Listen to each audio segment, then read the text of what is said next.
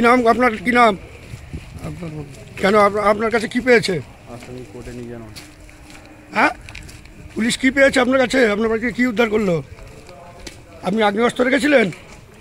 হ্যাঁ, আপনি আগ্নেয়াস্ত্র রেখেছিলেন?